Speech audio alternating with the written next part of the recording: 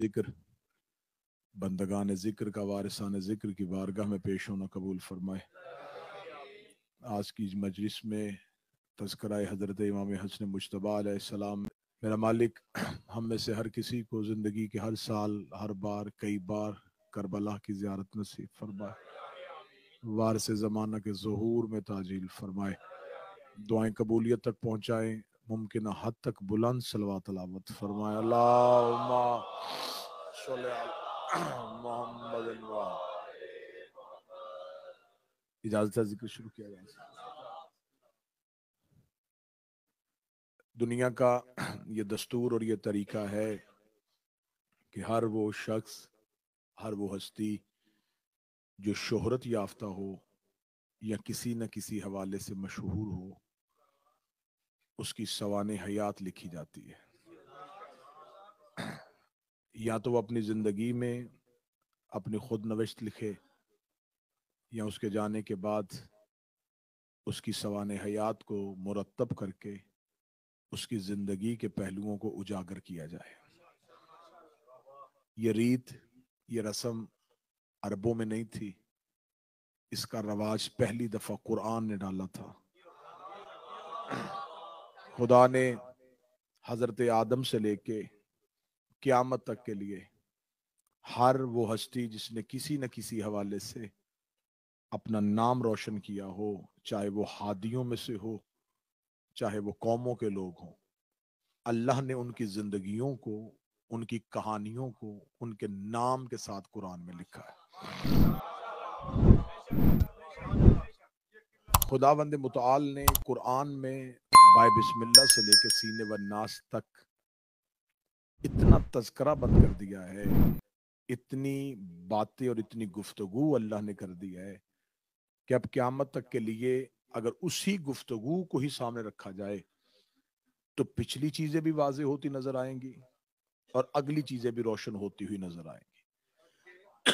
इसकी मिसाल यह है कि अगर खुदा कुरान में किसी पिछली उम्मत की बात करता है तो हमें पिछली उम्मत की बात भी पता चल जाएगी और उसी एक म्यार पे उतरने वाले हर उस शख्स की बात भी पता चल जाएगी जो उसकी सुन्नत पे पैरवी करेगा या उस जैसा होने की कोशिश करेगा।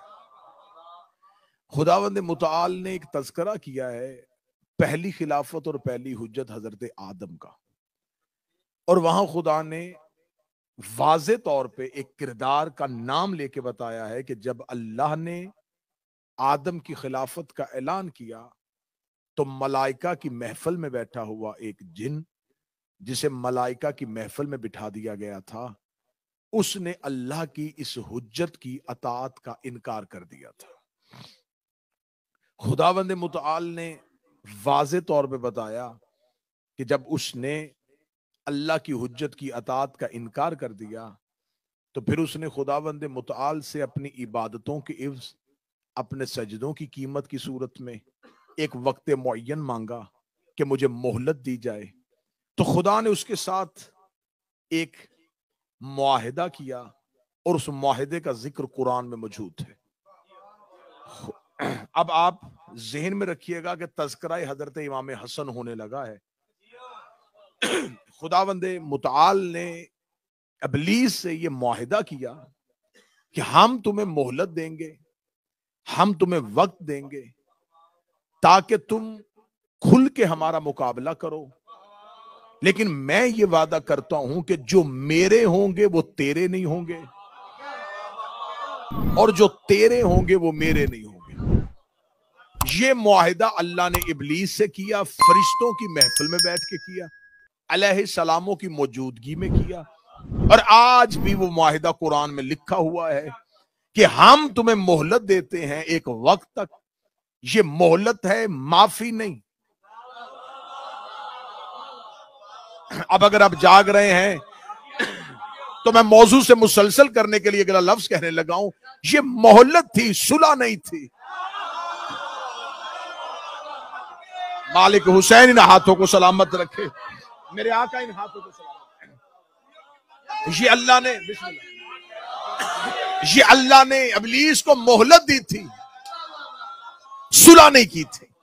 आज कोई मुसलमान ये नहीं कहता कि देखिए इब्लीस पे लानत ना करना क्योंकि अल्लाह का उसके साथ मुआहिदा हुआ है। हर कोई कहता है आऊज़ु बिल्लाहि मिनश शैतानिर रजीम, पनाह चाहता हूं मैं शैतान से जो मरदूद है। जब हम सवाल करते हैं शैतान से पनाह किस बात की, जब अल्लाह ने मोहलत दे दी हम भी मोहलत दे देते। कहते वो उसने खुद मोहलत दी है, हमें लानत का हुक्म दिया है।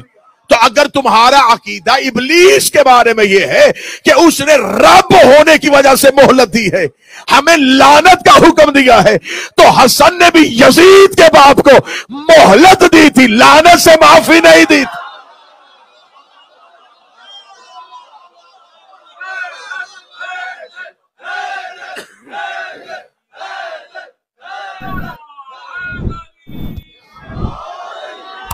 मौला हुसैन इज्जत देता, सैयद कौन है इज्जत देता। खुदा ने अगर इब्लीस को मोहलत दी तो इसे मोहलत समझो, सुलह न समझो। अगर खुदा चाहता तो उसके पास ताकत थी वहीं का वहीं इब्लीस को जहन्नम में फेंक देते, लेकिन खुदा ने इब्लीस को मोहलत दी। मोहलत इस वजह से दी, खुदा ने कहा ताकि क़यामत तक के लिए कुफ्र बेनकाब हो।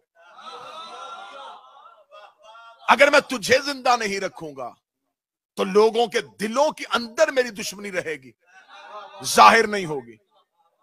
लिहाजा मैं अपना इख्तियार जबरन इस्तेमाल नहीं करूंगा, मैं अपने ओहदे का इस्तेमाल ताकत के जरिए नहीं करूंगा। मैं लोगों को इख्तियार दूंगा, तुझे माने या मुझे माने।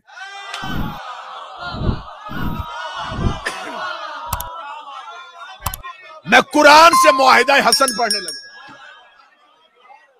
खुदा ने कहा मैं लोगों को इख्तियार दूंगा। आज अल्लाह ने दो फरिश्ते हम पे मुकर्रर किए, अमाल लिखते हैं, जबरन अल्लाह की अताअत नहीं करवाते। वरना जो दो फरिश्ते अमाल के लिए रखे हैं उनमें से एक फरिश्ते को हुक्म दे देता, गुनाह करने लगे तो गर्दन मरोड़, मेरी अताअत से बाहर निकलने लगे तो फौरन लाइलाज मर्ज में मुब्तला कर देना। आज कोई भी गलती न करता, खुदा ने फरिश्ते मुकर्रर किए। खुदा ने कहा देखो सिर्फ किसकी पैरवी करता है, मेरी या मेरे दुश्मन की। मेरे मालिक तू हमारा खालिक है, तू हमारा राज़िक है, तू हमें बगैर मांगे हुए इतनी नेमतें देता है, हम तुमसे सवाल भी नहीं करते और तू हम पे इतनी नेमतों की बारिश करता है। हदायत नेमत है, बाकी नेमतों में कमी कर दे, एक नेमत का इजाफा कर दे, वो नेमत ये कर दे कि हमसे गुनाह हो ही ना, हमसे गलती हो ही ना, हमें जबरन अपनी अताअत करवा। जब जबरन करवाएगा थोड़ी देर जबरन करेंगे, फिर आखिर हमें आदत पड़ जाएगी तेरी अताअत की। खुदा ने कहा नहीं, दो चीजें तुम्हारे सामने रहेंगी, अल्लाह भी रहेगा और अल्लाह का दुश्मन इब्लीस भी रहेगा। वो बुलाएगा अपनी तरफ, वो तुम्हें दुनिया सजा के देगा, हम आजमाइश से देंगे।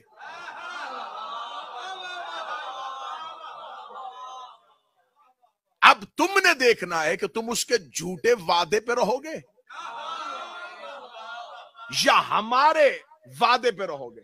वो तुम्हें कहेगा इसी वक्त दे दूंगा, लेकिन देगा नहीं।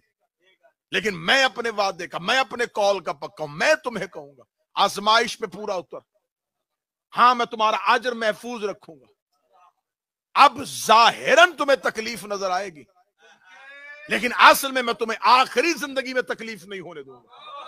मैं तुम्हें जन्नत जैसी नेमत दूंगा, मैं तुम्हें कौसर का पानी पिलाऊंगा, मैं तुम्हें मैदान माशर की गर्मी से बचाऊंगा। अल्लाह कहता उसने एक झूठा वादा किया, मैं 1000 सच्चा वादा करता हूं, लेकिन उसकी तरफ ना जाना, मेरी तरफ आना, क्योंकि शैतान दुनिया सजा के देता है लेकिन झूठी, अल्लाह वादा करता है हशर का लेकिन सच्चा। इसका मतलब सच्चे और झूठे में फर्क देखना हो, झूठा दुनिया सजा के देता है, सच्चा आखिरत सजा के देता है। इसीलिए हसन ने शाम वालों से कह दिया था अताअत करनी है तो बेशक करना, इसने झूठी दुनिया सजा के दी है, मैं जन्नत का वादा कर रहा।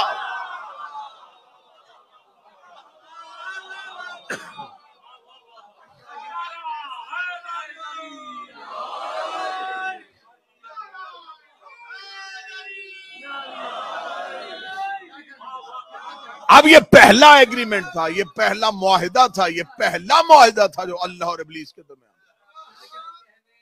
क्या इसके बाद ये मुआहिदा टूट गया? उसके बाद फिर मुसलसल हुआ। इब्लीस अपने नुमाइंदे भेजता रहा, अल्लाह अपने नुमाइंदे भेजता।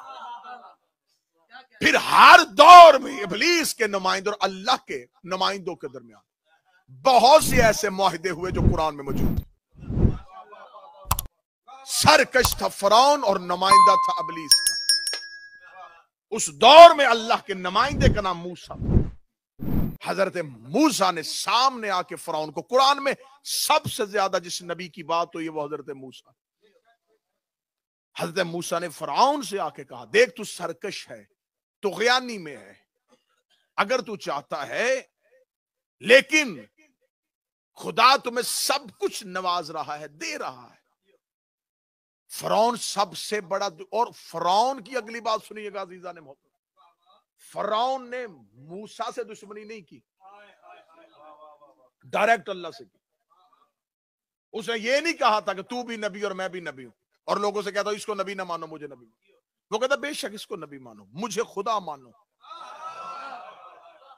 झूठा था, खुदाई का दावा किया और झूठा। अना रब्बकुमुल आला, मैं तुम्हारा रब हूं, वो जो आला है।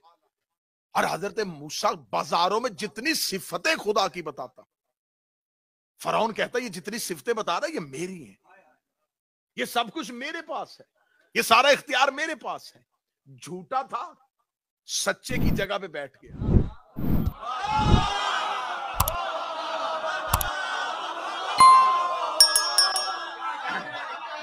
था झूठा, बैठ गया सच्चे की जगह पे, और सच्चा खामोश है। मेरे मालिक तेरी जगह पे बैठ गया है, अब निकाल मूसा को, भेज अजाब। फरमाया बैठा रहने दे, इसे पता ही नहीं इस मसनद का तकाजा क्या है। थोड़ी देर बाद खुद ही सयाद उलझेगा अपने ही जाल में। मिंबर खाली हो, पढ़ने वाला मौजूद ना हो, और एक सामने से उठ के कहे मैं पढ़ लेता हूं। अब कोई उसे नहीं जानता और वो मिंबर पे बैठ जाए। अब आपने कहा शायद पढ़ लेता हो, लेकिन वो नहीं पढ़ सकता था। वो मिंबर पे बैठा या सामने से एक बच्चे ने चिट भेज दी। आप हमें बताएं कि शिया वजू का तरीका नमाज में कहां है? अब वो तो पढ़ना जानते नहीं थे, वो खामोश हो गए।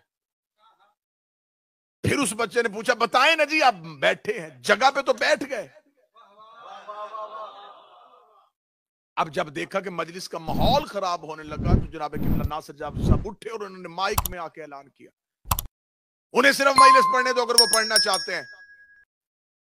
उनको उठाया और उठाने के बाद मजलिस का माहौल बरकरार रखने के लिए कहा ये छोटे छोटे सवाल बाद में हमसे पूछ लिया करो, हमें पता है कि शिया वजू का तरीका कहां है। अब वो जो झूठा बैठ गया था और उसे पता नहीं था कि इस मसनद का तकाजा क्या है।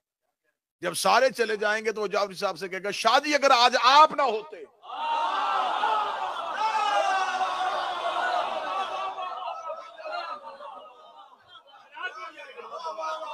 मैं तो मारा गया था, मैं तो शोखी में जाके बैठ गया, मुझे क्या पता था कि कितनी मुश्किल मसनद है। झूठा था, सच्चे की जगह में बैठ गया। अल्लाह ने कुछ नहीं कहा। रिस्क कौन दे रहा है? अल्लाह। सांसें कौन दे रहा है? अल्लाह। नेमतें कौन दे रहा है? अल्लाह। तो कहो अल्लाह से कि तेरी जगह पे बैठा है। तो आज कोई मौलवी नहीं कहता कि अल्लाह ने भी मान लिया था फिरौन की खिलाफत को। मैं तो बड़े सवालों के जवाब दिए जा रहा हूं और आप खामोश।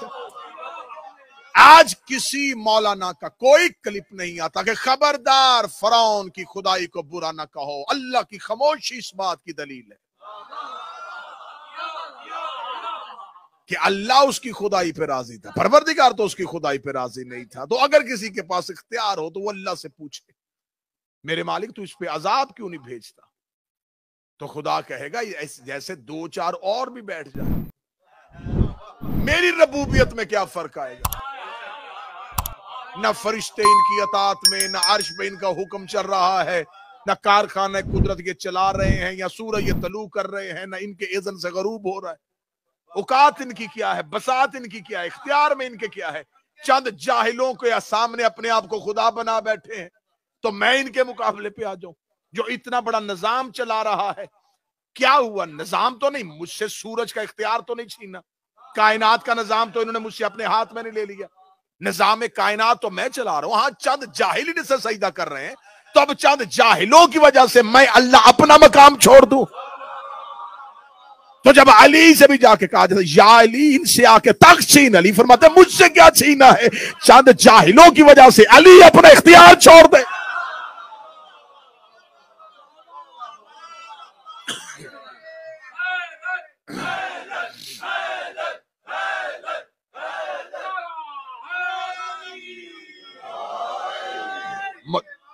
तो हर दौर में अल्लाह का नुमाइंदा इब्लीस के नुमाइंदे से, ये मुआहिदा सुलह का नहीं था।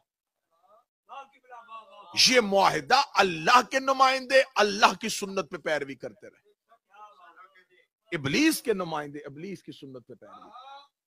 क्योंकि अल्लाह के नुमाइंदों का काम है तख्त और राज नहीं। अगर अल्लाह के नुमाइंदों का काम बादशाहत होती तो किसकी जुर्रत थी कि वो यूसुफ को कैद करे? किसकी जुर्रत थी वो मूसा को मुसाफरत में रखे? अल्लाह अपने हादियों के जरिए अपनी कौमों की आजमाइश लेता रहा। अल्लाह अपनी हुज्जतों के जरिए से, हुज्जतों की आजमाइश नहीं थी। मैं फिर जुमला कह रहा हूं, ये जुमला तकरीर का कीमती तरीन जुमला है। नबी कैद में हो तो ये नबी की आजमाइश नहीं, उस दौर की उम्मत की आजमाइश है। अब अगर आपने ये जुमला इतनी खूबसूरती से सुनिया है तो फिर हुसैन का वास्ता अगला जुमला भी सुनना। अगर इमाम गैबत में है तो इमाम की आजमाइश नहीं है,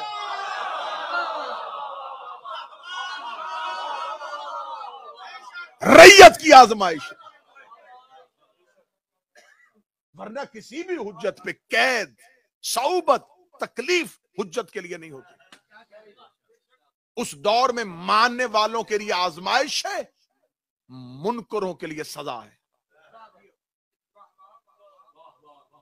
मानने वालों के लिए आजमाइश है कि वक्त की हुज्जत तकलीफ में है और वो खामोश है, और मुनकरों के लिए सजा है कि उन्होंने अल्लाह के नुमाइंदे को अजियत दी हुई। तो हर दौर में जब नबी आजमाइश में होता था तो ये उम्मत आजमाइश में, नबी आजमाइश में नहीं था। हर दौर का इब्लीस का नुमाइंदा, तौहीद का नुमाइंदा, इब्लीस का नुमाइंदा, तौहीद का नुमाइंदा। हत्ता के अल्लाह का सबसे बड़ा नुमाइंदा जमीन पे उतर आया जिसने आदम से लेके ईसा तक की नबुव्वतों की नुमाइंदगी करनी थी, और वो थे हुसैन के नाना। सबसे ज्यादा तकलीफ रसूल को 40 साल मक्के वालों ने, अजियतें, कांटे, कौन सी ऐसी तकलीफ है जो मेरे नबी को नहीं दी? जिला वतनी सबसे बड़ी तकलीफ होती है, रसूल ने दी। लेकिन एक ऐसा वक्त आया कि रसूल को मक्के के कुफार के साथ एक मुआहिदा लिखना पड़ा।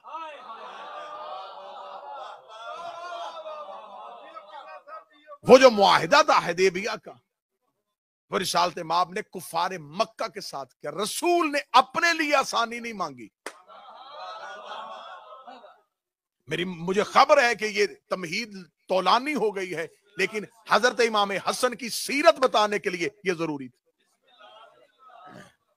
आज जिसे तारीख में लिखा जाता है सुलह हुदैबिया, ये रिसालत माब सल्लल्लाहु अलैहि वसल्लम की कुफार के साथ,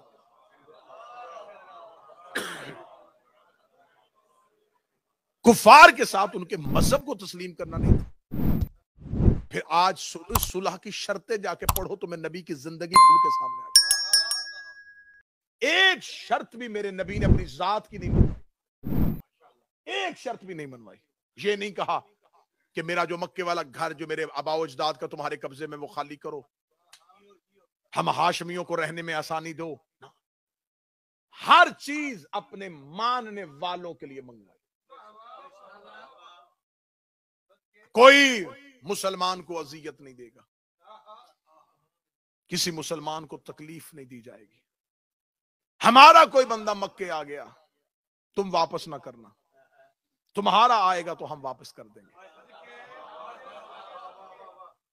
ये ऐसी शर्त थी जिसमें अहले सुन्नत की तारीखों ने लिखा है, इब्ने खल्दून और इब्ने असाकर तक ने लिखा है, इब्ने तैमिया तक ने लिखा है कि इस शर्त में आके बड़े बड़े ईमान के दलेर भी नबी पे मशकूक हुए थे। बड़े बड़े वो लोग जिनके ईमान की आज मिसालें दी जाती है, वो नबूवत में मशकूक हुए। और एक शख्स का तो बकायदा नाम लेकर रवायत लिखी जाती है, उसने कहा मुझे मोहम्मद में इतना शक जिंदगी में नहीं हुआ जितना उस वक्त हुआ कि ये अल्लाह का रसूल है भी या नहीं है। ये कैसी शर्तें मनवा रहा है कि काफर पूरे हमारे तसल्लुत के अंदर भी आ जाएं। तो ये कह रहा है जो तुम मनवाओगे हम मानने के लिए तैयार।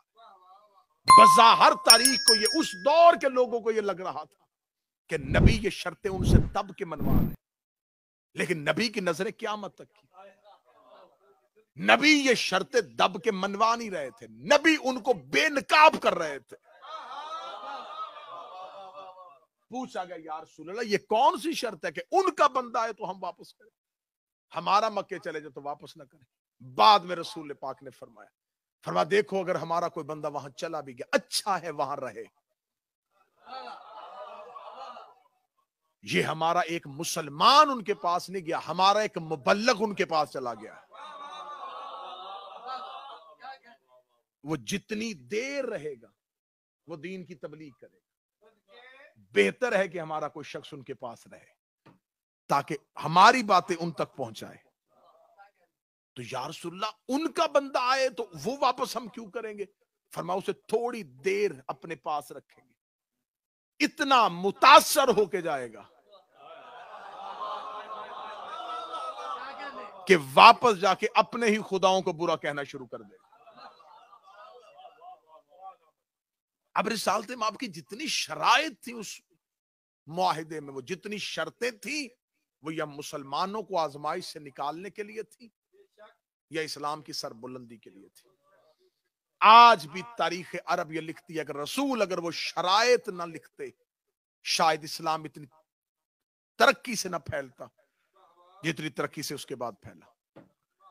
अब हजरत इमाम हसन अलैहिस्सलाम का जो दौर आया है, आज बाद शियों में मैं अक्सर देखता हूं, मैं पाकिस्तान में भी देखा करता था, पोस्टर का टाइटल दे दिया जाता है शहजादा अमन का मान।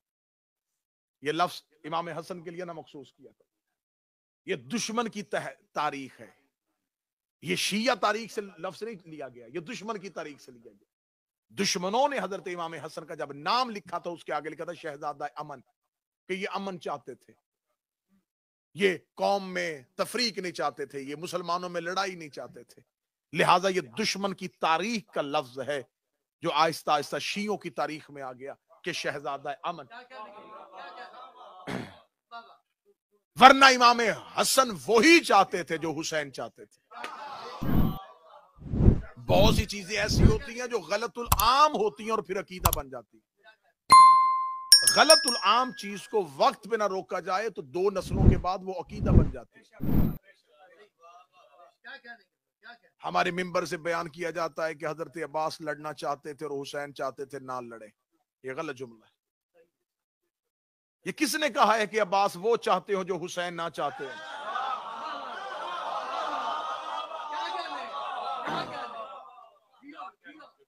चौदह 1400 साल के बाद आपको मशीयत हुसैन का पता चल गया? कब आके आपको मौला हुसैन ने कहा था कि मैं चाहता था कि ना लड़े? आप कहते नहीं, मजाज हुसैन बता रहा था कि वो लड़ना नहीं चाहते थे। तुम्हें 1400 साल के बाद किताब पढ़ के हुसैन के मजाज का पता चल गया, उसे हुसैन के घर रह के हुसैन के मजाज का पता ना चला। शहजादा अमन दुश्मन की तारीख का जुमला है, शहजादा अमन नहीं। हाँ, इमाम हसन अलैहिस्सलाम इमामत का मिजाज हर दौर में एक होता है। इमाम हसन के दौर में इमाम हुसैन होते तो वही करते जो इमाम हसन ने किया, और इमाम हुसैन के दौर में इमाम हसन होते तो वही करते जो इमाम हुसैन। जिस वक्त कलम की जरूरत थी कलम उठाना चाहिए।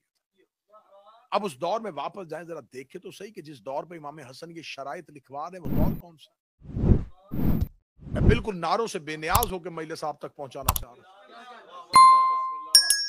यकीन कीजिए कि जब आप तारीख में जाके देखेंगे तो आपको ऐसे ऐसे तल्ख हकाइक सामने आएंगे। जैसा कि जितने भी आज मजहब शिया के अंदर फिरके बने हैं ना, उन फिरकों के पीछे कोई ना कोई दलील छुपी है। पहला फिरका जो मौला अली के बाद बना था, मौला अली के बेटों की वजह से, उस फिरके का नाम था फिरका कैसानिया। ये फिरका कहता था कि हम मोहम्मद बिन हनफिया, मोहम्मद हनफिया की इमामत के कायल। ये पहला फिरका था जिन्होंने मौला अली के बाद जनाब मोहम्मद हनफिया जो है इमाम हुसैन अलैहिस्सलाम के बाद सैयदुल साजिदीन की इमामत को नहीं माना। आज भी इसके इसरात आजरबाईजान और मिस्र के बाद इलाकों में पाए जाते हैं, जबकि बुरे तरीके से ये फिरका नाकाम हो चुका है, लेकिन अब भी उसके कुछ असरात नस्ल दर नस्ल बाकी। इनके पास एक दलील थी, इनके पास दलील ये थी, ये कहते थे कि इमामत जो है वो सिर्फ मखसूस है औलाद अली के लिए। अगर मौला अली के बाद इमाम हसन इमाम बने, इमाम हसन के बाद इमाम हसन का अगर बेटा इमाम नहीं बना तो हुसैन का भी बेटा इमाम नहीं होगा।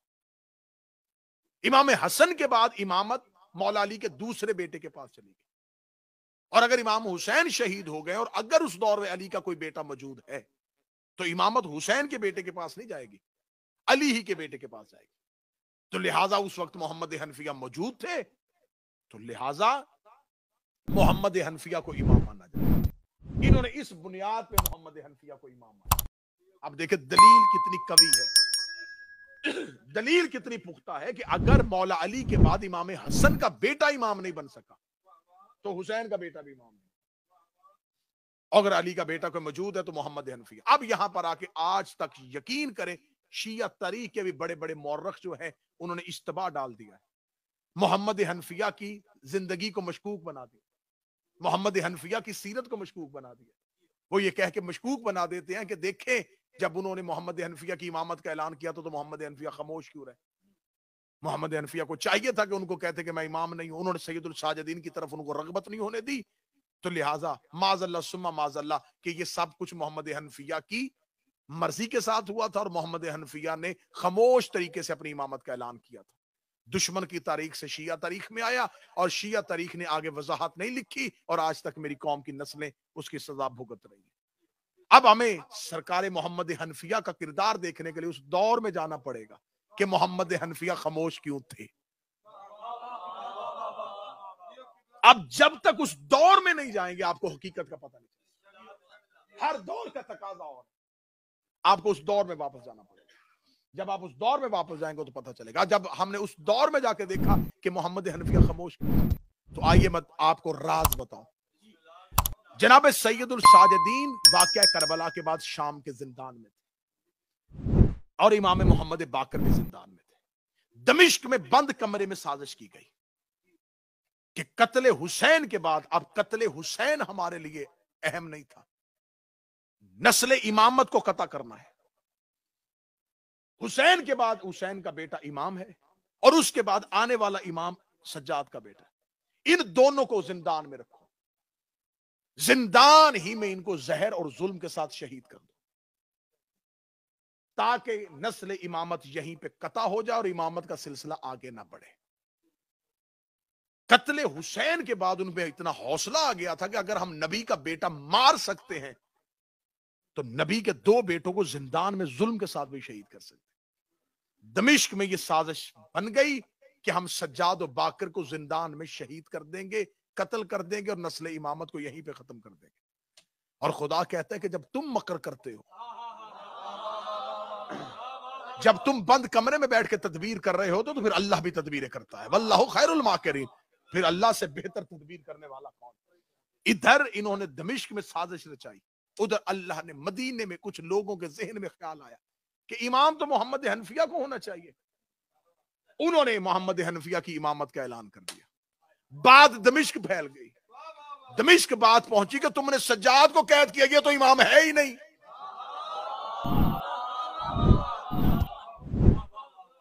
अगला इमाम तो ये है ही नहीं, अगला इमाम तो अली का तीसरा बेटा, और उसने मदीने में तैयारी कर दी और लोगों ने उसकी इमामत का ऐलान कर दिया और वो कत्ले हुसैन का बदला लेने के लिए आ जाएगा।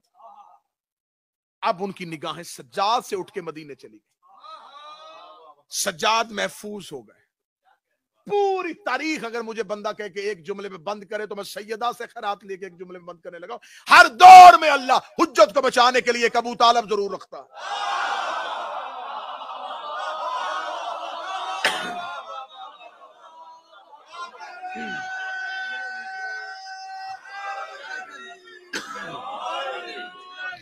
हर दौर में एक अबू तालिब जरूर।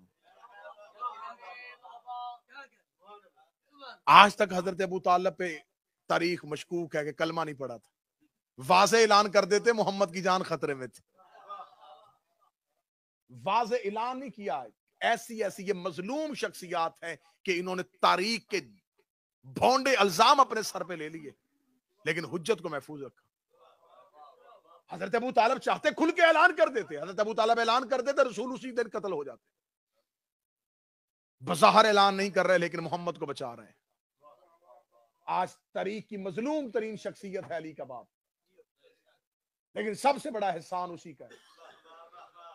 मोहम्मद हनफिया आज तक तारीख में मजलूम है।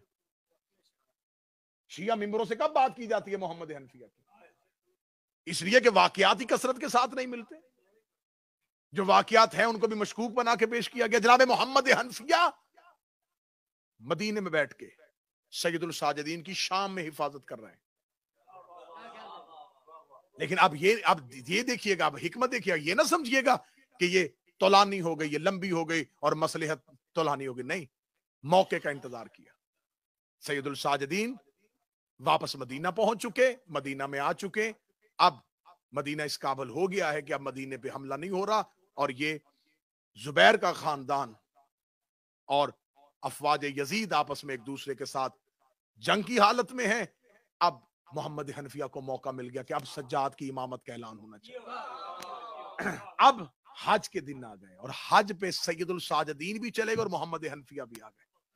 चचा भी पहुंच गया, भतीजा भी आ गया। मोहम्मद हनफिया की इमामत के कायल भी आ गए, सैयदुल साजिदीन की इमामत के कायल भी। अब आ गया खुतबा हज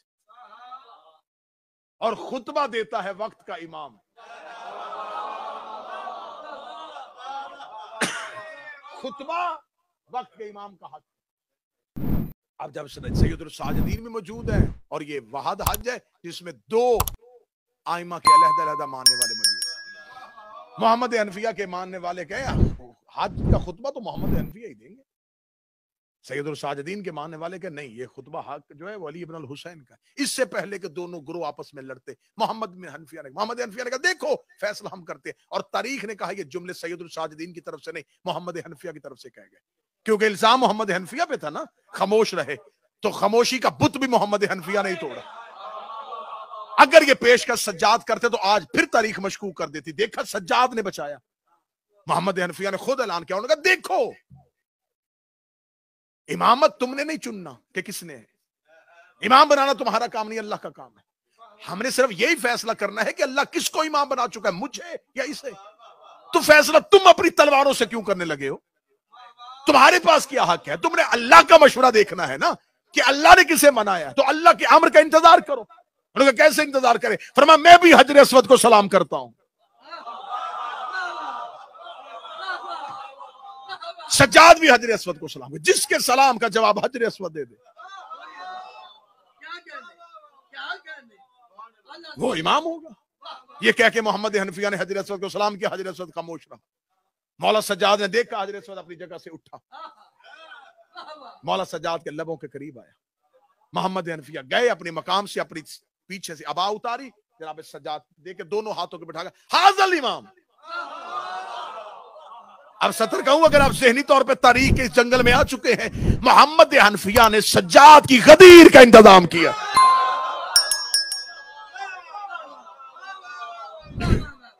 क्योंकि ये मोहम्मद थे, वो अली था। हर दौर का मोहम्मद, हर दौर की अली की इमामत का ऐलान।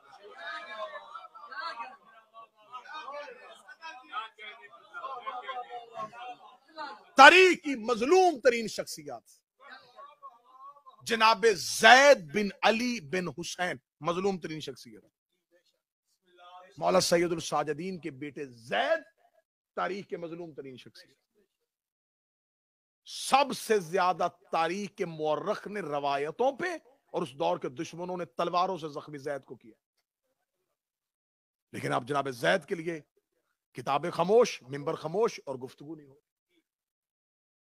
आज भी जनाब जैद के क्याम को एक फिरका है, फिरका जैदिया, कि देखे जी मौला सज्जाद के बाद मौला इमाम ज़ैनुल आबिदीन के बेटे जैद जो थे उन्होंने क्याम किया है, तो लिहाजा इमाम मोहम्मद बाकर की बजाय जनाब जैद जो है वो इमामत के सही हकदार है। उस दौर में उस दौर के मोहम्मद बाकिर थे और अली जैद थे। कोई एक मजलिस हो पूरी 1 घंटा और एक खमसा हो तो जनाब जैद पे पढ़ा जाए। जनाब जैद हाशमियों का वो बहादुर था, इसने शाम वालों को तारीख बता के हमला किया था। मैं फिर जुमला कहने लगा, कूफे में तारीख बता के हमला किया था। ऐसा इस्लाम की तारीख में बल्कि इंसानियत की तारीख में ऐसा कोई फाते नहीं जिसने ऐलान किया था कि कूफे की दीवारें जितनी ऊंची करनी है करो, मैं यकम सफर को हमला करने लगा हूं।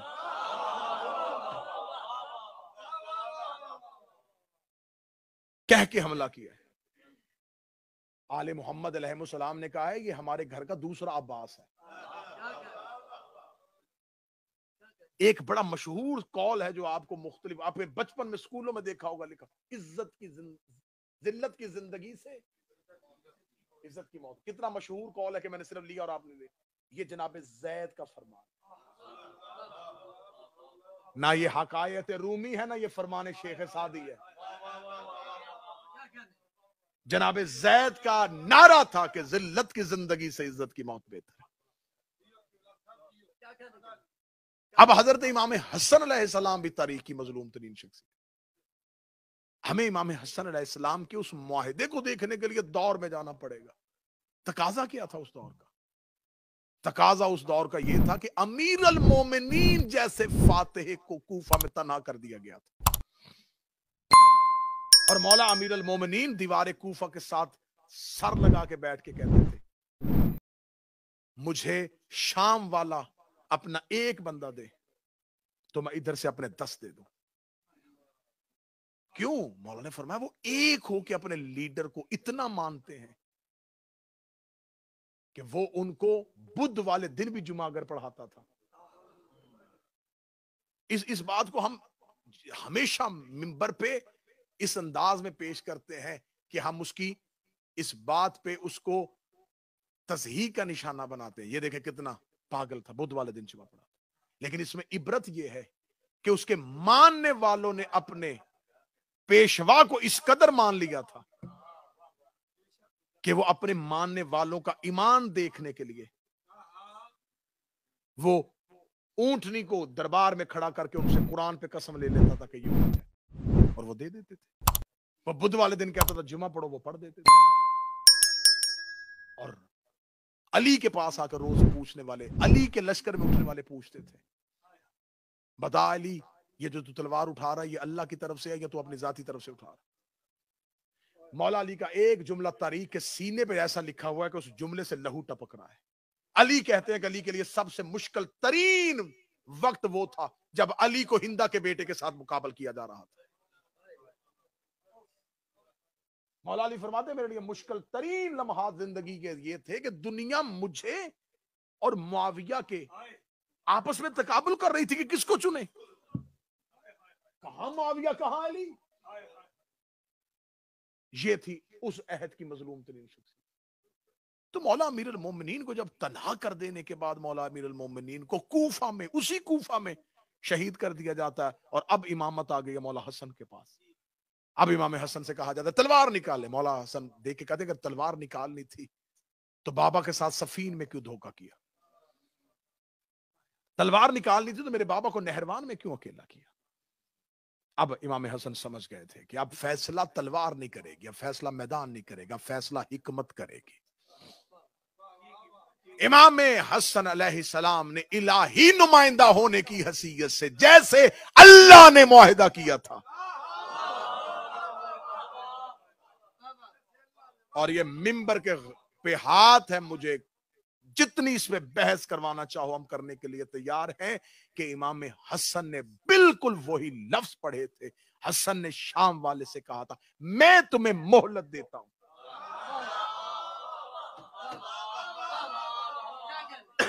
आप शायद तकरीर का पहला जुमला भूल गए।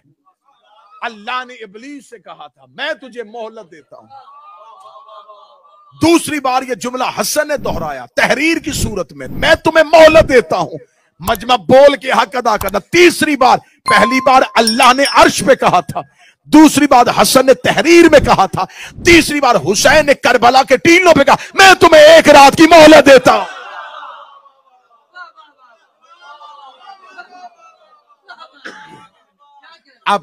अब आज के बाद अपनी आंखों को जब भी तारीख के सफहात पे मरकूज करें तो जहन में रखिएगा, जिस दौर में हुज्जत कहे ना कि मोहलत देता हूं, तो समझ लेना जिससे को दे रहा है वो इब्लीस का नुमाइंदा है। क्योंकि ये लफ्ज मोहलत देना ये इलाही नुमाइंदा उसी दौर में इस्तेमाल करता है जब सामने नुमाइंदा इब्लीस मौजूद। तो अब अगर हर एक अल्लाह ने कहा मोहलत देता हूं, आदम ने कहा मोहलत देता हूं, नूह ने कहा मोहलत देता हूं, सिर्फ क्योंकि वक्त बिल्कुल बीत गया, वरना लफ्ज मोहलत ही अगर पढ़ा जाता किस किस नबी ने किस किस को मोहलत दी और लफ्ज मोहलत कुरान में कहां कहां इस्तेमाल हुआ। जनाब नूह ने अपनी कौम को क्या कहा कि मोहलत देता हूं, मूसा ने कहा मैं तुम्हें 40 दिन की मोहलत देता हूं, जनाब यूसुफ ने कहा मैं तुम्हें मोहलत देता हूं। मोहलत का लफ्ज जहां जहां नबियों ने इस्तेमाल किया था उस दौर में, अब हर एक मोहलत दे रहा, मोहलत मोहलत मोहलत मोहलत। इमाम हुसैन ने कहा मोहलत देता हूं, सैयदुल साजिदीन ने कहा मोहलत देता हूं, इमाम मोहम्मद बाकर ने कहा मोहलत देता हूं। अब मुझ पे सवाल करो तकरीर के आखिर में कि आप हमें बताएं कि अल्लाह से लेके अस्करी तक हर कोई मोहलत दे रहा है। मोहलत दी जाती है एक वक्त मालूम की।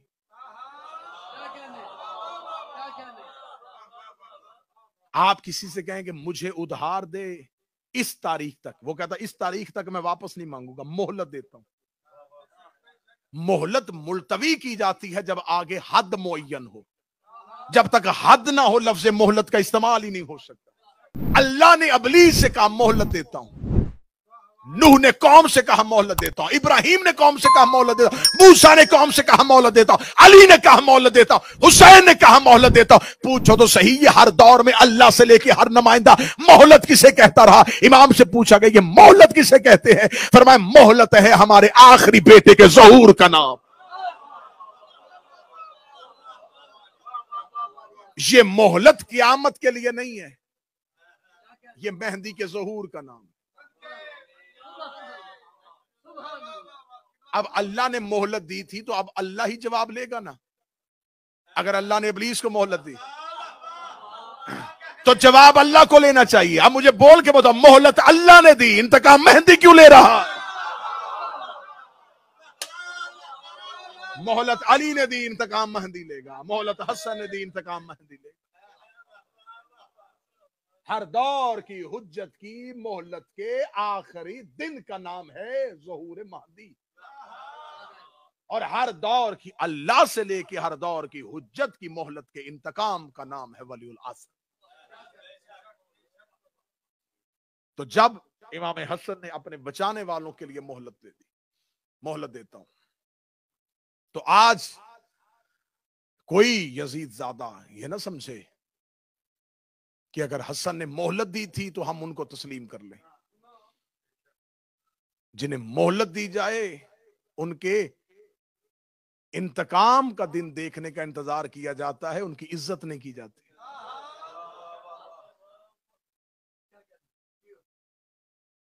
28 सफर सैयदों का एक नुकसान नहीं हुआ। मैं आज ही वापस पलटा हूं करबला से। कल इस वक्त सरकार अबुल फजल अब्बास के हरम में मसमूम मदीना के मुसहब पढ़े जा रहे थे। मेरा मालिक आपको तौफीक दे।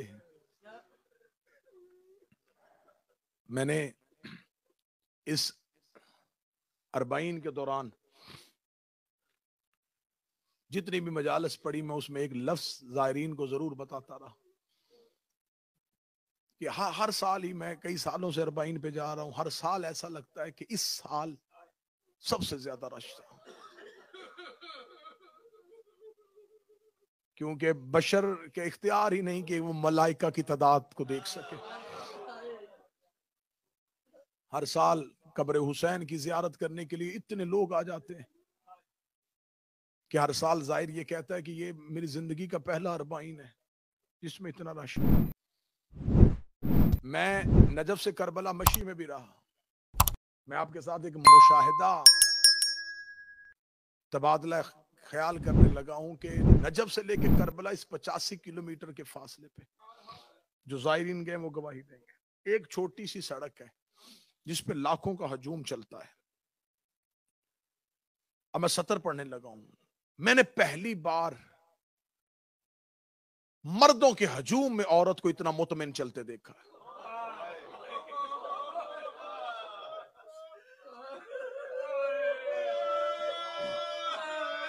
वरना फितरत का तकाजा है, जैसे जैसे मर्दों का हजूम बढ़ता जाता है औरत का दिल घबराना शुरू हो जाता है। औरत सिन्फे नाज़क है, फितरती तकाजा है। जैसे जैसे मर्दों का हजूम बढ़ेगा औरत घबराना शुरू हो जाएगी। मर्दों का हजूम बढ़ता है, बेटी बाप तलाश करना शुरू कर देती है, बहन भाई को ढूंढना शुरू कर देती है। मैं अरबाइन से वापस पलटा हूं, मेरे मौला हुसैन की अज़ादार हो। मैंने नजफ से करबला तक इतना मुतमिन हो के रहमत भाई औरत को मुतमिन हो के चलते हुए देखा है। बाप मौका पे सो रहा होता था, बेटी सामान उठा के चली जाती थी, रो के कहती बाबा तू थोड़ा सो ले, मैं थोड़े पौल और चल लेती हूँ। बहन को भाई की परवाह नहीं होती थी, बाप को बेटी का खतरा नहीं होता था। इतने इत्मीनान से जब मैंने औरत को चलते हुए देखा, और अगर किसी भी औरत से जाके पूछा जाए इतने मर्दों में चलते हो तू घबरा क्यों नहीं रही, तो उसकी जुबान से एक ही जुमला निकलता था, मेरा अब्बास आसरा है, मेरा गाजी सहारा है। मैं घर से चली थी तो अब्बास के सहारे पे। मैंने कब्रे अब्बास पे ये जुमला पढ़ा था और क़यामत खेल जुमला था, मैं जुमला दोहराने लगा हूं। मैंने कहा था आज हमारी बहनों को अब्बास पे इतना मान है, अब्बास की बहनों को अब्बास पे कितना।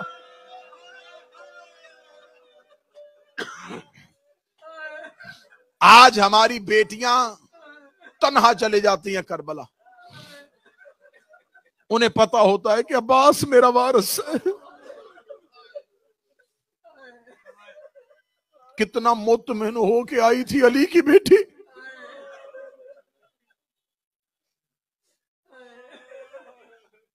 मैं वो जुमले दोहराने लगा हूं जो मैंने कब्र हुसैन और कब्र अब्बास पे पढ़े। मेरे मालिक ने मुझ पे तरस किया, ना मैं इस काबिल हूं, गुनाहों का कद ज्यादा है, उनके करम का कद बड़ा है कि मैंने कई रातें कब्र हुसैन पे पढ़ा, कई रातें कब्र अब्बास पे पढ़ा। मैंने जायरीन को जाफरी साहब खिताब करते हुए कहा था, मैंने कहा तुम वापस जाते हो ना जब हुसैन के शहर से, कितना बेचैन होता है जाहिर, बड़ी मुश्किल होती है जाहिर की कब्र हुसैन से वापसी। अलविदाई जियारत इतनी मुश्किल होती है, मैंने लोगों को धाड़े मार के रोते हुए देखा। जब आखिरी बार जाते ना हुसैन की कब्र पे, रो रो के जरी को सीने से लगाते, एक ही बार बार बार बात कह रहे होते, मौला हुसैन पता नहीं दोबारा आएगा ना।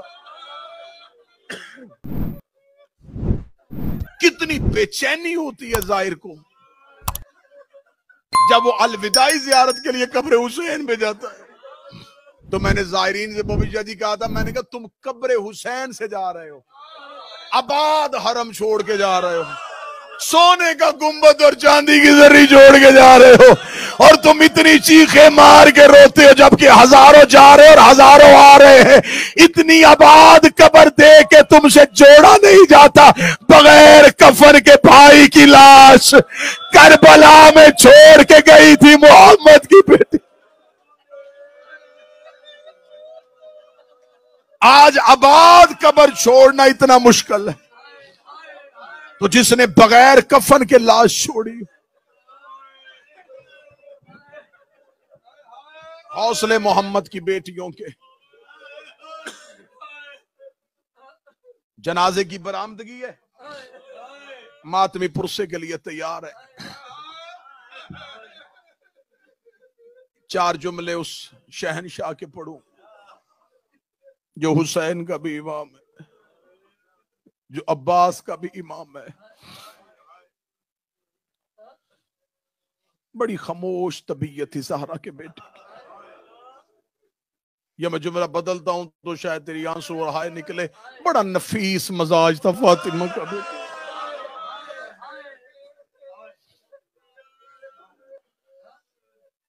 आज हमारी मिसालें इस घर के साथ दी नहीं जा सकती, लेकिन आपको समझाने के लिए मिसाल देता हूं। बड़ा बेटा जो पहली औलाद और आखिरी औलाद, बड़ी प्यारी होती है माँ बाप को। हसन माँ बाप की पहली औलाद थी, बड़ा प्यार किया था। चलो मैं तुम्हें रुलाने के लिए, तुम जनाजे पे बैठे हो, मैं अगला सत्र पढ़ दो। मौला हसन ज़हरा का मन्नतों वाला बेटा था, मुरादों वाला बेटा था। मक्के के लोगों ने भरे बाजार में मोहम्मद को ताना दे दिया था, तेरी औलाद कोई नहीं है। रसूल ने नमाजों में अल्लाह से हसन मांगा था, और जो औलाद मन्नतों से मांगी हो वो बड़ी प्यारी होती है। मौला हसन के दुनिया में आने के बाद कई साल ज़हरा हसन की मन्नतें उतारती थी। ये हाशमियों, तुमने अकबर का हुसन सुना है, ओए हसन के मातमियों, ये हाशमियों का पहला हसन, ये वो मोहम्मद था जो चेहरे पे नकाब लेके बाजार में आता था। मौला हसन घर से बाहर आने लगते, दरवाजे पे ज़हरा खड़ी हो जाती, रो के कहती, हसन चेहरे पे नकाब ले, मदीने के लोगों की नजर न लग जाए। अब मैं जुमला पढ़ूंगा, अल्लाह जाने तुम हाय करे न करे। जिसकी चेहरे पे मां को नजर का खतरा था, उसके जनाजे पे तीर इतने लगे।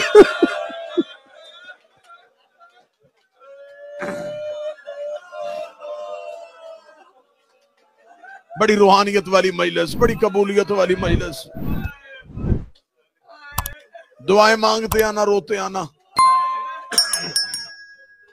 लाडला बेटा ज़हरा का, बाप के बाद बहनों का बाप, बाबे के बाद भाइयों का अली। जब जनाब फरवा ने जहर दी है ना, जहर मिली हुई है मेरे बादशाह को, अमामा उतरा हुआ है, चेहरे की रंगत जर्द हो गई है, मुंह से लहू शुरू हो गया। जनाब फरवा के दरवाजे पे आए, दरवाजे पे दस्तक दी, फरवा दरवाजा खोल।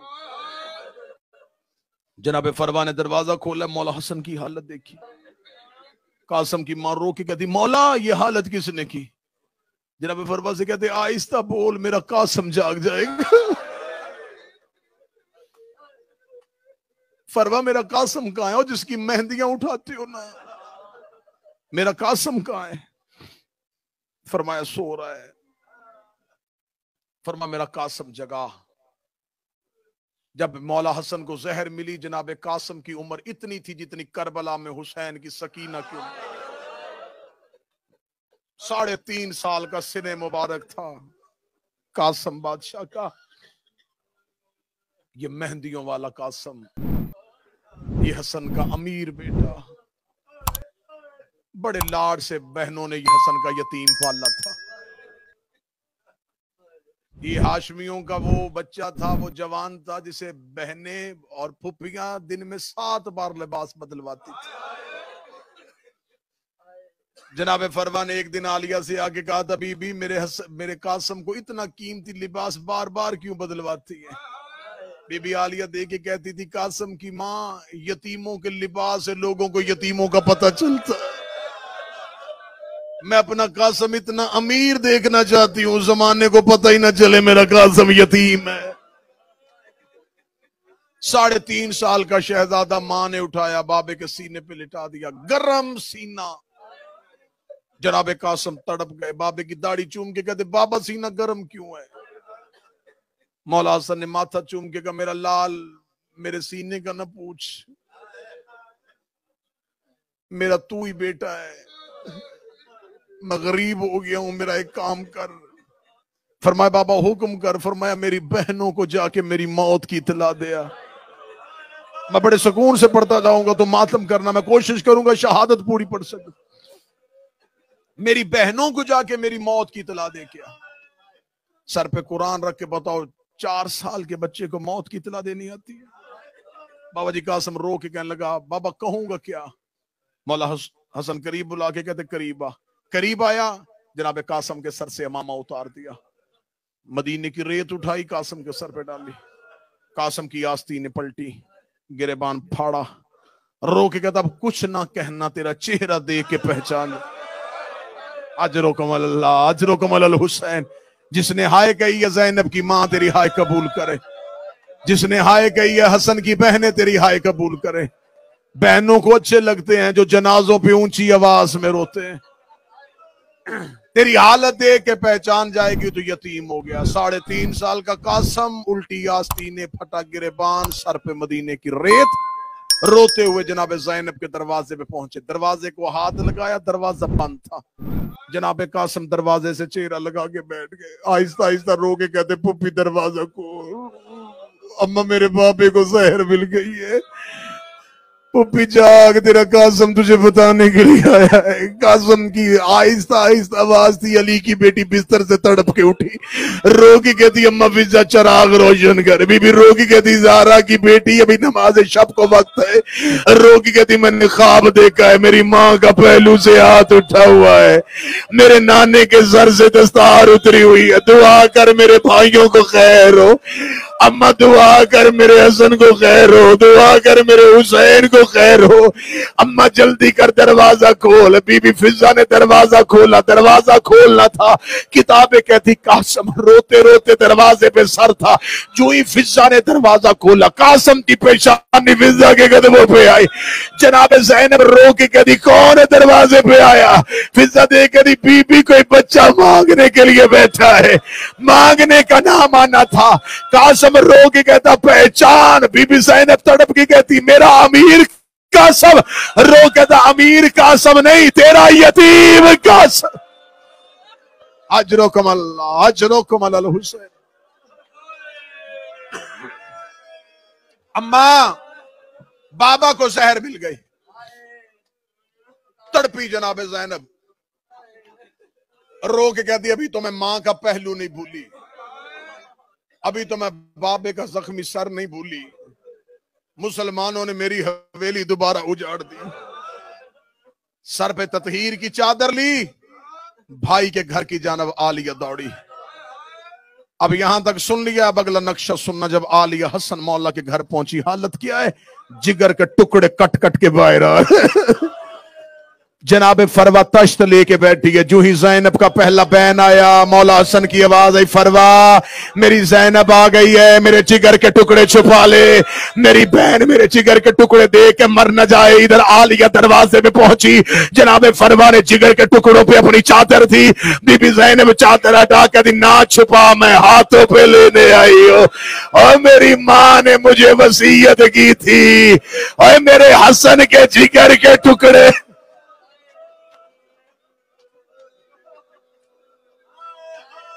आ गई बहनें, बस खत्म करने लगा हूं। आ गई बहनें, आ गए भाई। हुजरे में मौला अली की सारी औलाद इकट्ठी हो गई। मौला हुसैन ने अपने सीने की टेक दे के भाई को बिठाया। मौला हुसैन के सीने की टेक, मौला हसन बैठे, बंद आंखें हैं मेरे बादशाह की। मौला हसन दे के कहते हैं हुसैन जी आका ज़ैनब कहां है? मौला आपके पांव में बैठी है। कलसूम कहां है? मौला आपका दूसरा पांव पकड़ के बैठे। रुकैया कहां है? मौला कदमों में खड़ी है।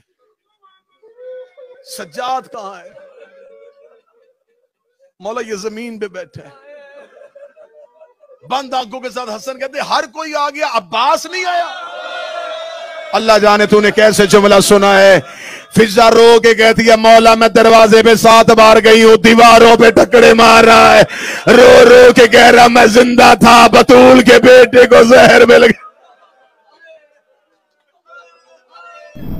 मौला हसन की आवाज आई कोई मेरे अब्बास को बुलाओ।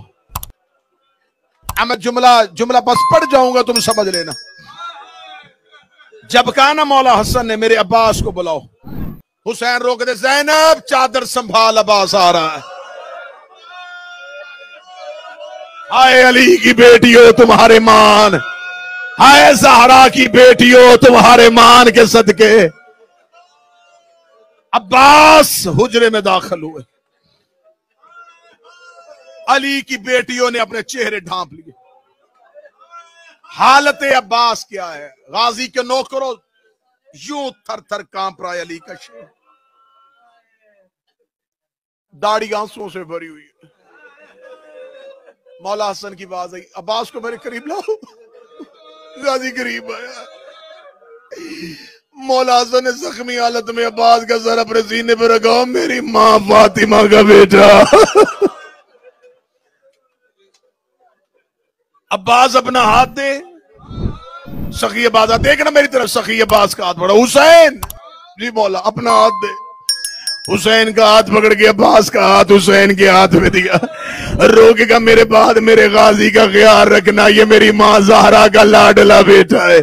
मेरी माँ जख्मी हाथों से इसके लिबास सीती रही है, मेरे बाद मेरे अब्बास को तकलीफ ना हो। हुसैन ने चीखे मारनी शुरू की, आवाज दे के हसन की आवाज आई, मेरी ज़ैनब को बुलाओ, मेरी कलसूम को बुलाओ, मेरी रुकैया को बुलाओ। अब जिस बंदे ने गलियों में मातम करना है, तीनों बहनों की चादरों के पल्लू एक ही बार पकड़े।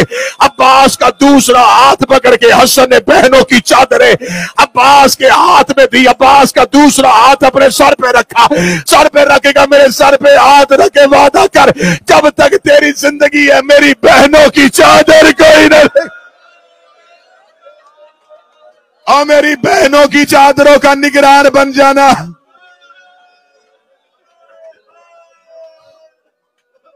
हुसैन जी मेरा बादशाह, हुसैन मेरे बाद मेरे कासम का ख्याल रखना, मेरे कासम को यतीमी का ख्याल ना आने देना। मौला हुसैन रो के कहते, अकबर से ज्यादा मोहब्बतों से पालूंगा तेरा कासम।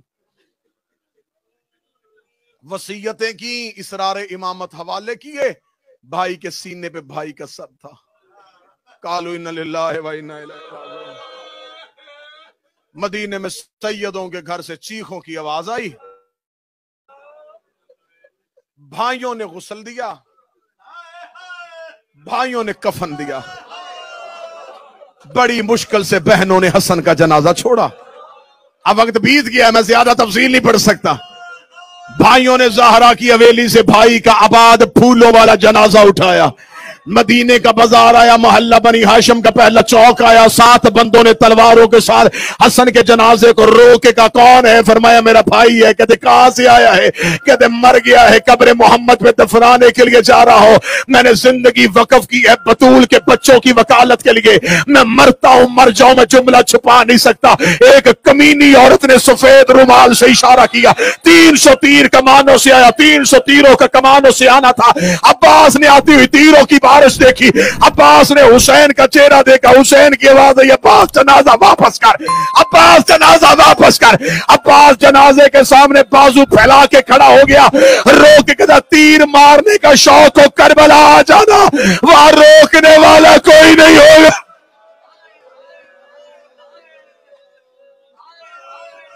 हसन के जनाजे पे अब्बास बाजू फैला के खड़े थे, यूं तीरों की बारिश को देख रहे थे। हुसैन ने कहा, अब्बास जनाजा वापस लेके चल। अब्बास ने हालत देखी, अब्बास घर की जानब दौड़े। जिन भाइयों के जनाजे घरों से जाएं, वो बहनें कमरों में नहीं बैठी होती, दरवाजे पे खड़ी होती। ज़ैनब दरवाजे पे खड़ी थी। ज़ैनब ने गली में अब्बास को दौड़ते हुए देखा, जिगर पे हाथ रख के कहती, कलसूम दुआ कर जनाजे को खैर हो। लेके जनाजा गए थे वापस, अकेला अब्बास आ रहा है। अब्बास करीब पहुंचा, ज़ैनब की आवाज आई, गाजी मुझे सलाम क्यों नहीं किया? अब्बास ने सर से अमामा उतारा, ज़ैनब के कदमों पे रखा, रो के लगा, तुझे मेरी मां की चादर का वास्ता, मुझे मेरी तलवार दे दे। ओ मेरे मरे के जनाजे में तीर लगे, मेरे मरे के जनाजे पे तीर लगे। ज़ैनब अब्बास को रोक रही थी, हुसैन तीरों वाला जनाजा लेके घर आ। बहन ने भाई के जनाजे पे तीर देखे, अली की बेटी ने सर से चादर को उतारा।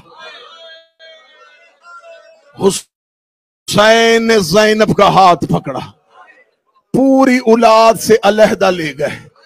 हुजरे में जाके कहते तू ज़हरा की बेटी है, मैं अली का बेटा हूं। सबर हमारा मुकद्दर है, आजमाइश है। ज़ैनब तुमने औलाद को संभालना है। ज़ैनब मैं तुम्हें अलहदा इसलिए लेके आया हूं, जन्नत से एक कफन आया था,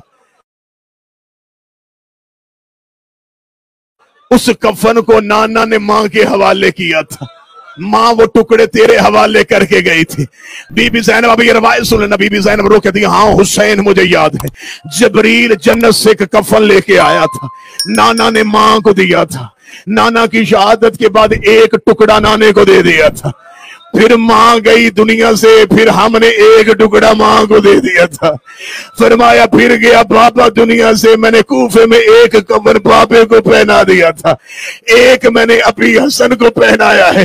रोगी कहती हुसैन अब एक कफन बचा है, वो मैंने तेरे हिस्से का बचा के रखा है।